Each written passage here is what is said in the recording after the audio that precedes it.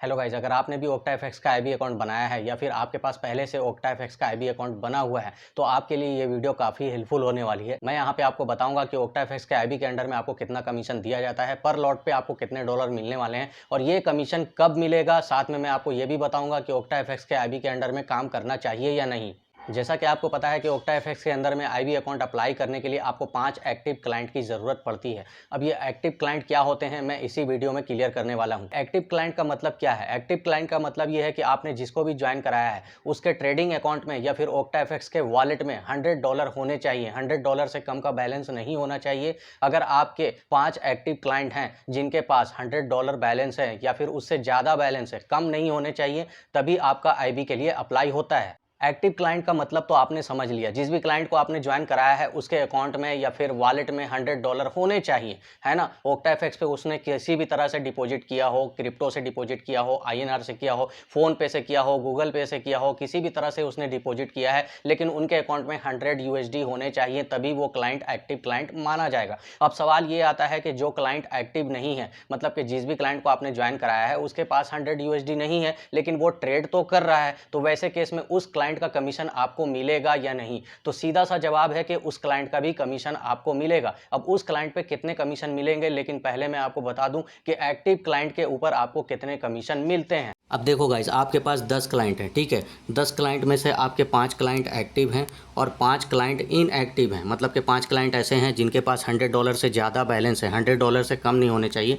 तो आपके पास 5 क्लाइंट ऐसे हैं जिनके पास $100 बैलेंस है, उनके वॉलेट में हो या फिर ट्रेडिंग अकाउंट में हो, वो ट्रेड कर रहे हो या ना कर रहे हो। लेकिन जो इनएक्टिव क्लाइंट है, मतलब कि 5 एक्टिव क्लाइंट है और 5 इनएक्टिव क्लाइंट है, मतलब कि 5 ऐसे क्लाइंट हैं जिनके पास $100 से कम बैलेंस है, $10 भी है, $20 भी है, $2 भी है, लेकिन वो ट्रेड तो कर रहे होंगे ना, चाहे किसी भी पेयर पे ट्रेड कर रहे होंगे। तो आपको पर लॉट पे कितना कमीशन मिलेगा? मान लो कि आपके टोटल ट्रेड लॉट 10 होते हैं, क्योंकि टोटल ट्रेड लॉट यहाँ पे काउंटिंग होती है।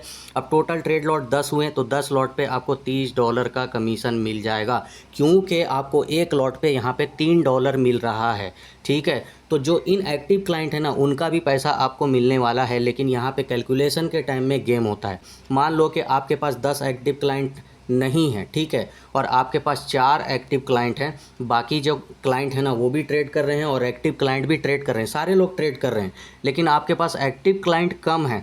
अब क्या होगा ना, मान लो कि 10 लॉट आपका ट्रेड हो रहा है, ठीक है, तो 10 लॉट पे आपको $10 ही मिलेगा, क्योंकि आपका जो कमीशन लेवल यहाँ पे नीचे हो गया। क्यों?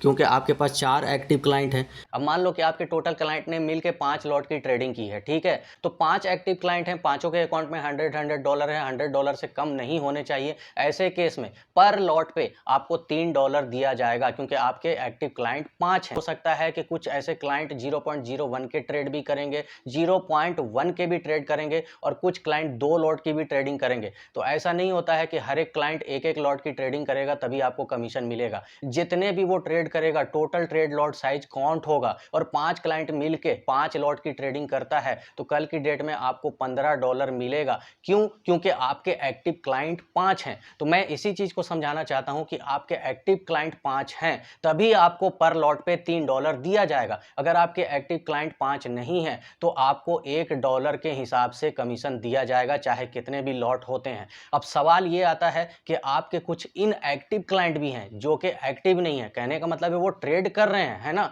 मतलब ये OctaFX वाले उसको एक्टिव नहीं मानते हैं क्योंकि उनके अकाउंट में 100 USD से कम है। तो क्या उनका कमीशन मिलेगा? तो सीधी सी बात है कि आपके इनएक्टिव क्लाइंट 50 हो, 100 हो या फिर 500 हो, उन पे आपको $1 का ही कमीशन मिलेगा। वो कैसे मिलेगा? क्योंकि आपके टोटल ट्रेडिंग वॉल्यूम जो है इनएक्टिव क्लाइंट का भी काउंट होगा और एक्टिव क्लाइंट का भी काउंट होगा, चाहे वो ₹1500 से डिपॉजिट करके ट्रेड कर रहा हो या फिर $100 से डिपॉजिट करके ट्रेड कर रहा हो। आपके जितने भी क्लाइंट हैं टोटल ट्रेडिंग वॉल्यूम को काउंट करके पैसे दिए जाएंगे। लेकिन जो ट्रेडिंग वॉल्यूम काउंट होता है ना, वो दूसरे दिन 9 बजे से 10 बजे के बीच में मॉर्निंग में काउंट होता है, और काउंटिंग के टाइम में अगर 5 एक्टिव क्लाइंट नहीं रहेंगे तो आपको प्रत्येक लॉट पे $1 ही दिया जाएगा। लेकिन अगर आप 5 एक्टिव क्लाइंट पे बने रहते हो, मतलब कि 5 एक्टिव क्लाइंट आपके अंडर में रहते हैं ट्रेडिंग वॉल्यूम कैलकुलेट होने के टाइम, तो फिर आपको $3 पर लॉट पे दिया जाएगा।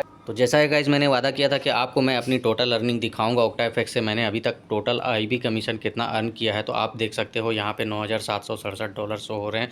मैं आपको वेबसाइट को रिलोड करके दिखा देता हूँ ताकि किसी भी तरह का शक ना हो।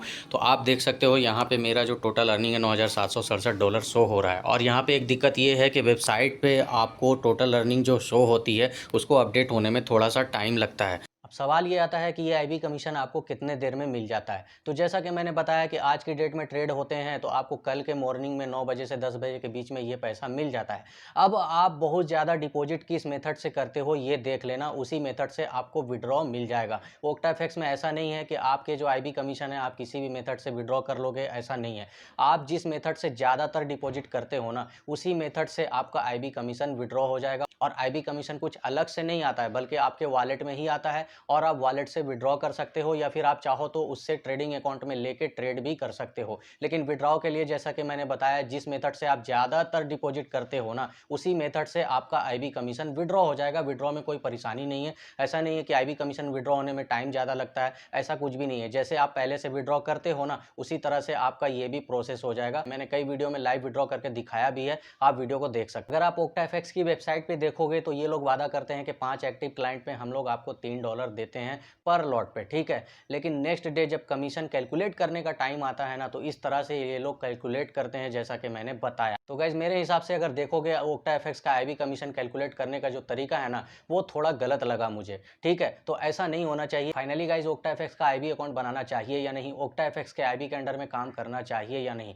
मैंने आपको सही जानकारी देने की कोशिश की है। डिसाइड आपको करना है। लेकिन फिर भी अगर आप मुझसे पूछते हो कि आपको कौन सा अच्छा लगता है तो उससे पहले वीडियो को लाइक जरूर कर देना, चैनल को भी सब्सक्राइब कर दो। मेरे हिसाब से एक्सएम सबसे ज़्यादा बेस्ट है। एक्सएम पे आपको वर्क करना चाहिए। अगर आप एक्सएम के लाइसेंस के बारे में देखोगे तो ओक्टाफिक्स से काफ़ी ज़्यादा स्ट्रॉन्ग लाइसेंस एक्सएम के पास है। एक्सएम का लिंक मैंने डिस्क्रिप्शन में दे दिया है, आप एक्सएम का अकाउंट बना लेना। एक्सएम का अकाउंट बनाने से लेकर वेरिफिकेशन तक का सारा प्रोसेस मैंने वीडियो में बताया है, आप हमारी वीडियोज़ को देख सकते हो। तो अब हम लोग मिलते हैं नेक्स्ट नए वीडियो के साथ। Okay, thanks.